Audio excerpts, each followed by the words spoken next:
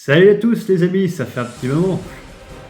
Donc du coup on va parler du chapitre 1059 de One Piece. Un chapitre riche en informations, il y a beaucoup de choses intéressantes. On commence enfin à avoir un peu de révélations parce que purée, il y en avait marre de rester dans le flou sur certaines choses. Donc bref, le chapitre s'appelle l'incident du colonel Kobe. Il porte bien son nom, j'aurais peut-être appelé autrement, mais bref. Donc on suit toujours la froide odyssée des Germa Double Six. C'est le 18e épisode et là on voit qu'avec le gaz, César et non, Oven et Katakuri sont en train de se mettre sur la gueule sans trop le savoir parce que dans la famille il n'y a rien à cause du gaz de César, mais bref on s'en fout un peu, c'est des mini-aventures pas très intéressantes. Donc bref. Donc le chapitre commence encore un peu sur la fin de Wano, on voit un petit flashback où Yamato explique plus ou moins ses raisons pourquoi il veut rester à Wano, donc on s'en doutait c'est pour protéger le pays, parce que bon, s'il y a d'autres mecs de la trempe de Kaido qui se ramènent, il faut bien quelqu'un pour le défendre, c'est logique. Donc du coup, Yamato ne veut pas rejoindre l'équipage des Mugiwara pour un moment, je pense que... alors on verra peut-être pendant la grande guerre finale, on verra bien. Ah oui, Marco aussi, Marco le Phoenix. Alors, du coup, après la guerre, on sait pas s'il va rejoindre le bateau de Shanks ou pas, parce que Shanks il veut le prendre, mais lui il a l'air de refuser. Mais vers le milieu du chapitre, il dit je vais embarquer dans un bateau. Donc, est-ce que c'est le bateau de Shanks? On sait pas trop. Affaire à suivre, comme on dit. Mais je pense que c'est le bateau de Shanks. À mon avis, oui, je vois qu'il y a que là où il pourrait être en fait. Donc ça voilà. Et ensuite on bascule directement dans des choses un peu plus intéressantes. On va directement faire cap sur Amazon Lily. Donc je pensais vraiment pas qu'on allait avoir ça dans ce chapitre. Je pensais plus qu'on allait avoir des nouvelles de Sabo dans la rêverie ou la suite des destinations des Mugiwara ou des autres supernovas, mais non même pas, c'est direct on enchaîne sur ça. Et c'est pas plus mal, vous allez voir pourquoi. Car du coup sur Amazon Lily, et bah, il y a le vice-amiral Yamakaji, je crois, qui arrive. Avec Kobe qui est surnommé le héros, comme Garp. Donc c'est suite à un certain accident, je crois que c'était à la ruche, où Kobe avait remis de l'ordre dedans, et grâce à ça, Barbe Noire a pu s'en emparer derrière, ou il y a une connerie comme ça, il me semble. Mais bref. Donc il y a eu sur place, il y a Hancock et il y a aussi Barbe Noire qui a débarqué avec sa clique. Donc maintenant on sait que le fruit qu'il voulait c'était celui-là de Hancock, après on ne sait pas trop pourquoi exactement, mais bref il le voulait. Donc il débarque sur l'île, il essaye de l'affronter. Donc il la domine assez facilement, même si quand même Hancock en enfant sa prime aussi, elle fait 1,659 milliard de berries, ce qui est énorme franchement. J'ai l'impression que de toute façon que maintenant chaque corsaire c'est normal d'avoir le milliard quoi. C'est devenu une normalité. Alors après est-ce que toutes les primes des anciens corsaires ils étaient gelés et que c'était par rapport à une époque lointaine quand ils ont commencé quand ils étaient enfants?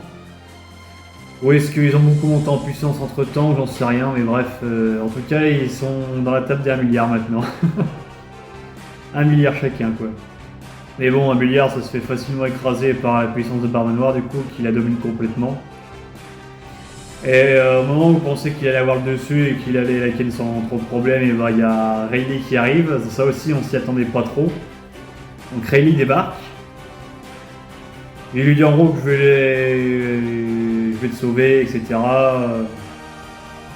Qui prend Barbe Noire un peu de haut. Même si après le sauvetage de Hancock, on voit que Rayleigh dit j'aurais pas pu faire face à Barbe Noire avec ses capacités actuelles et comme je suis vieux. Donc, ce qui peut aussi sous-entendre que quand même s'il aurait été en pleine jeunesse, il aurait peut-être pu l'affronter à armes égales ou voire plus. Mais bon, ça sous-entend quelque part que Rayleigh a plus ou moins le niveau Yonko quand même. Ce qui n'est pas rien. C'est quand même le second du Seigneur des Pirates. Donc oui, on apprend aussi que Shakuyaki, je crois qu'elle s'appelle comme ça, la meuf qui est toujours avec Rayleigh aux archipels Sabondi, et bah c'était l'ancienne impératrice d'Amazon Lily. Donc voilà, raté, c'est pas une ancienne des Rocks comme on le pensait tous, ou comme on le supposait tous. Non, c'est bien l'ancienne impératrice d'Amazonie. On s'explique pourquoi il y en a un œil toujours un peu dessus et qu'elle reste à l'archipel des Samondi, quoi. Donc on peut supposer que cette puissance est établie aussi dans les 1 milliard à peu près. C'est ce qui expliquerait aussi pourquoi lorsque elle a parlé des primes et tout ça à Luffy lorsqu'elle l'a rencontré, il y a 2 ans en arrière du coup, pourquoi elle s'y connaissait autant dessus, quoi. Elle avait du level, la meuf. Donc oui, l'incident du coup se termine par l'enlèvement de Kobe par Barbe Noire. Et du coup je pense qu'il a laissé Hancock s'échapper parce que bon, elle avait pétrifié ses hommes, ils étaient plus ou moins dans une impasse. Et je sais pas si après il y a un amiral qui devait débarquer ou pas, on sait pas trop quelles contraintes exactement il y avait pour que Barbe Noire s'enfuit, mais bref. Toujours est-il qu'il s'est cassé avec Kobe et puis que du coup Hancock est sauvé. Après, voilà, le chapitre s'arrête plus ou moins sur ça.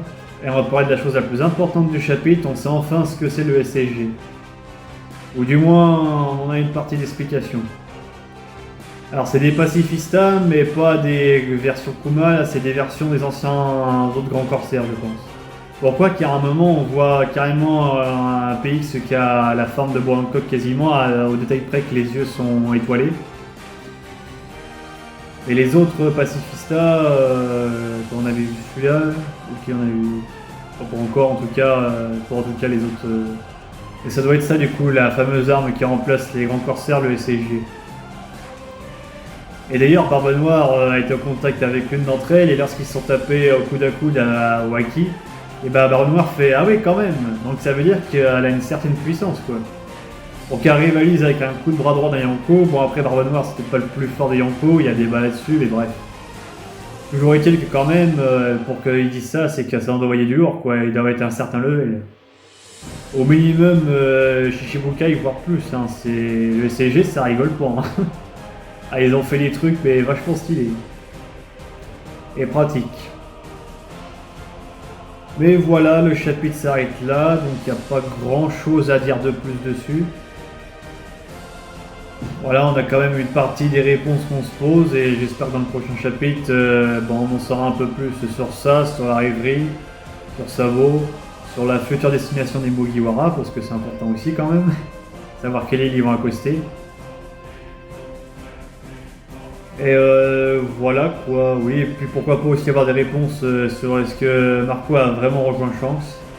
Bon après j'avoue que c'est pas ce qui me passionne le plus, mais bon. Et avoir des brins d'infos sur tout ça. Donc voilà pour la review les amis, je vous dis à la prochaine pour une prochaine vidéo. Ciao!